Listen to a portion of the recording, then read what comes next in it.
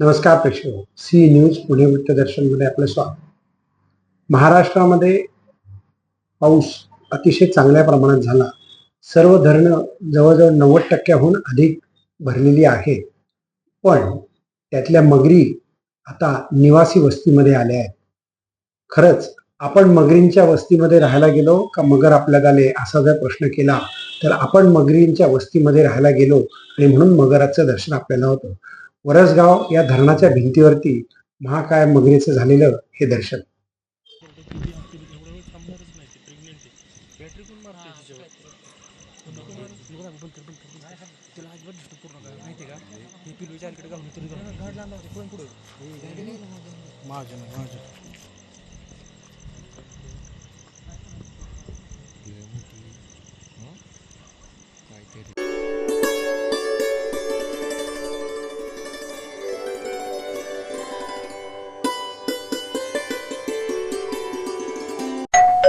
अहो उठा ना, ऑफिसला नाही का जायचं?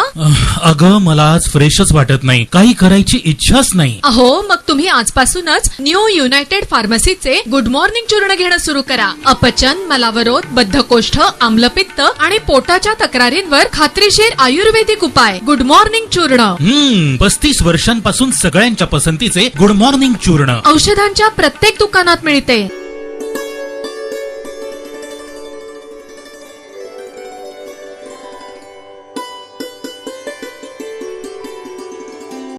श्रीमंत दगडूशेठ हलवाई गणपती ट्रस्टच्या वतीनं राष्ट्रीय गणेशोत्सव स्पर्धा 2023 साली अतिशय दिमागदार पद्धतीने झाल्या होत्या. त्यामध्ये भाग घेतलेल्या गणेश मंडळांना पुरस्कार देण्यात येतात. यावर्षी त्या पुरस्कारांची घोषणा मंडळाचे कोषाध्यक्ष महेश सूर्यवंशी यांनी केली. जाणून घेऊयात महेश सूर्यवंशी. सांगितल्याप्रमाणे आपण ही स्पर्धा आयोजित केलेली ही 87 सालापासून आयोजित केलेली आहे आणि 2023चा सहभागी मंडळ 185 आहेत. एकूण बक्षिसं मिळालेली मंडळ 103 आहेत आणि रक्कम 12,65,000 आहे. याच्यामध्ये आपण पुण्याचे 5 भाग करतो: पूर्व, पश्चिम, दक्षिण, उत्तर आणि मध्य पुणे. मान्यवर परीक्षक आहेत ज्यांनी परीक्षण केलं. त्याच्यामध्ये सर्वश्री डॉक्टर अल देशमुख सर, श्री विजय चव्हाण, मधु चंद्रकांत निनाळे, बापू पोद्दार, अविनाश कुलकर्णी, दिगंबर गायकवाड, संदीप शिंदे. दुसऱ्या वर्षी त्यांनी प्रथम क्रमांक मिळवलेला आहे. या मंडळाचं सामाजिक काम देखील अतिशय प्रभावी आहे. कॅम्प भागातलं हे मंडळ आहे. सर्व धर्म समभाव ही जाणीव ठेवून वर्षभरातील सर्व जाती धर्माचे सण सार्वजनिकरित्या साजरे करतात. शिक्षण कार्यशाळा, गडचिरोली येथील आदिवासी पाड्यात औषध पुरवठा, शैक्षणिक व नैसर्गिक, पुरंदर रायगड किल्ल्यांची स्वच्छता, पाणी वाचवण्यासाठी पथनाट्य सादर करत असतात. त्या दृष्टिकोनातून एकूणच प्रथम क्रमांक या मंडळाने मिळवला आहे. यांचं बक्षीस आहे 45,000 रुपये. आणि तिसरं जे मंडळ आहे काळ भैरवनाथ तरुण मंडळ नानापेठ, रक्कम रुपये 5 मंडळांमध्ये येतात असं आपल्याला दिसतंय. त्यानंतर चौथं जे बक्षीस आहे ते 35,000 रुपयाचं आहे. संयुक्त प्रसाद मित्र मंडळ या मंडळाला देखील सातत्याने आपल्या पहिल्या 5मध्ये ते बक्षीस मिळवत आहेत. 5वा क्रमांक जे आहे सावित्रीबाई फुले पुणे विद्यापीठ सेवा निर्माण मंडळ, रक्कम रुपये 30,000.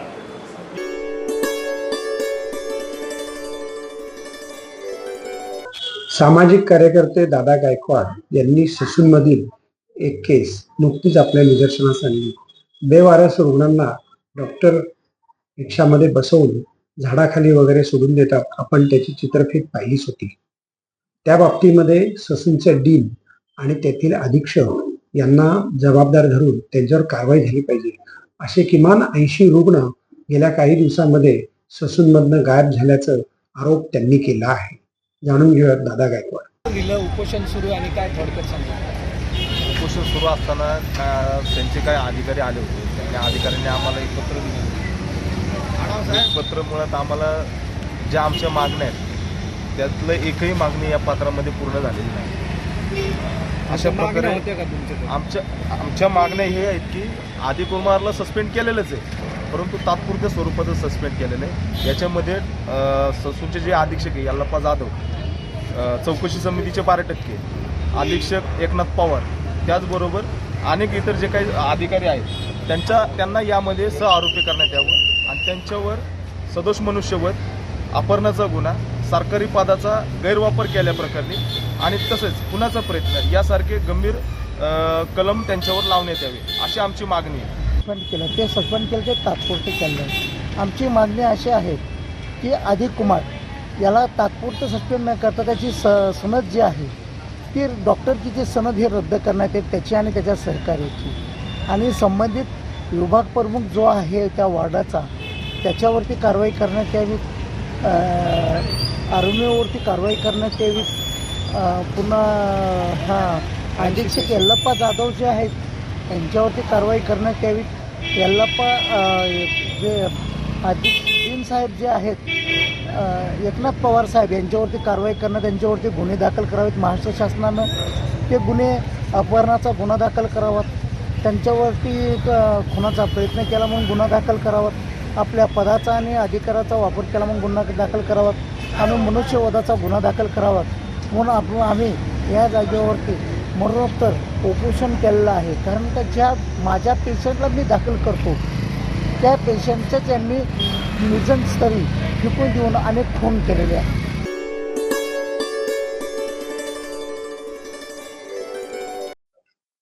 नमस्कार प्रेक्षको, पुणे वृत्तदर्शनमध्ये आज आपण एका वेगळ्या विषयावरती मी माझं मनोगत व्यक्त करतोय, संपादकीय या सदरातून.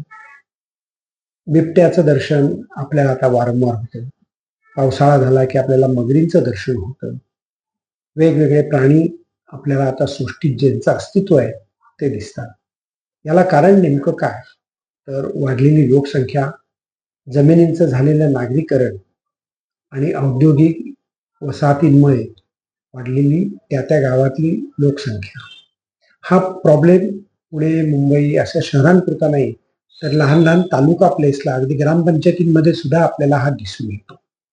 तेव्हा आपण आता या प्राण्यांच्या अधिवासाकरता काही वेगळी भूमिका घ्यायला हवी का? टाउन प्लॅनिंगमध्ये तशी भूमिका असते. आता बीडीपी झोन केला आहे, पण बीडीपी झोनमध्ये जास्तीत जास्त घरं करण्यात आलेली आहे. या बीडीपी झोनचा अभ्यास करून शहराच्या विस्ताराकरता त्या बीडीपी झोनची गरज आहे का? बीडीपी झोनमुळे आपल्या आरोग्यावरती काय फायदे होतात का तोटे होतात याचाही विचार करायला पाहिजे. तोटा होणं कदापि शक्य नाही, कारण जितकी मोकळी जागा तितकं आपलं जास्त आरोग्य. तेव्हा आपल्याला भूक्षेत्र जर त्या प्रमाणामध्ये आपण निवासीकरणाकरता करून दिलं, सिलिंग सारखा जाचक कायदा होता त्यावेळेला त्या भूखंडांमध्ये खूप गर्दी झाली आणि बेकायदेशीर कृत्य घडली. पण 200-500 स्क्वेअर किलोमीटरचा विस्तार करून त्यामध्ये जर नियोजित असं चांगलं शहर बसवलं तर कदाचित आपण प्राण्यांना सुद्धा त्यांचं चांगलं घर देऊ शकतो. विचार करा. आणि येत्या लोकसभा किंवा विधानसभेच्या निवडणुकांपर्यंत रिजनल टाउन प्लॅनिंग जो महाराष्ट्राचा 1975 साली झाला तो पुन्हा कधीही झाला नाही. आज जवळजवळ त्याला 50 वर्ष होऊन गेली. पण रिजनल टाउन प्लॅनिंग, सिटीचं टाउन प्लॅनिंग होतं, महानगरपालिकेचं असेल तर ते होतं, त्याला टाउन प्लॅनिंगचे नियम आहेत. पण शहर सोडल्यानंतर ग्रामीण भागाची अवस्था अतिशय बिकट. तेव्हा RTP रिजनल टाउन प्लॅनिंग होणं आवश्यक. पाहत रहा सी न्यूज पुणे वृत्तदर्शन.